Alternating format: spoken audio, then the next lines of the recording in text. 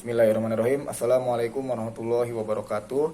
Nama saya Jalani Anton Pratama Putra dengan NIM 2208110019, ingin menjelaskan tentang perencanaan penilaian pembelajaran.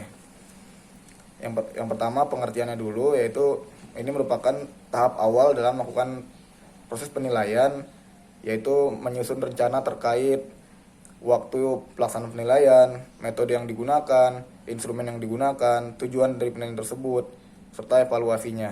Kemudian untuk langkah-langkah perencanaan penilaian, yang pertama kita menyusun tujuan penilaian, ya. Yang kedua, menyusun kriteria penilaian atau standar yang digunakan untuk melakukan penilaian terhadap kemampuan siswa. Langkah yang ketiga yaitu menentukan instrumen penilaiannya. Langkah yang keempat, menentukan waktu penilaian dan bagaimana cara pelaksanaan penilaian tersebut. Langkah yang kelima, mengumpulkan dan menganalisis data, ya. Dan yang terakhir, memberikan umpan balik, atau langkah keenam, memberikan umpan balik. Adapun pelaksanaan penilaian yaitu guru mengimplementasikan perencanaan yang tadi sudah disusun, ya.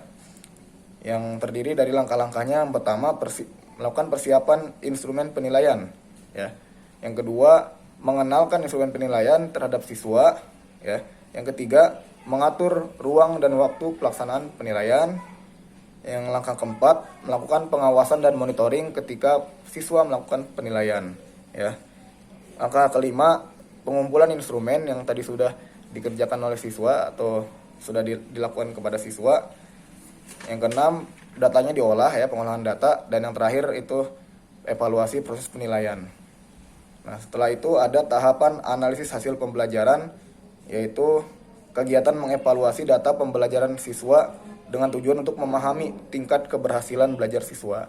Yang pertama yaitu meninjau instrumennya, kemudian yang kedua memeriksa data hasil pembelajaran, yang ketiga menganalisis data instrumen penilaiannya, yang keempat menentukan tingkat keberhasilan, yang kelima memberikan umpan balik, dan yang keenam membuat perencanaan tindak lanjut bagi siswa yang membutuhkan tindak lanjut gitu, yang dikatakan belum tuntas, ya. Kemudian ada program tindak lanjut, yaitu tindakan untuk membantu siswa agar mencapai hasil yang diinginkan, ya. Macam-macamnya itu bisa berupa revisi perencanaan pembelajaran. Misal ada pembelajaran yang perlu kita revisi nih, entah itu tujuannya, metodenya, medianya, dan sebagainya. Kemudian memberikan pembelajaran tambahan. Yang ketiga ada program remedial. Yang keempat ada umpan balik dan evaluasi berkala gitu, ya. Dan yang kelima itu kolaborasi, artinya kolaborasi dari setiap macam-macam tindak lanjut gitu.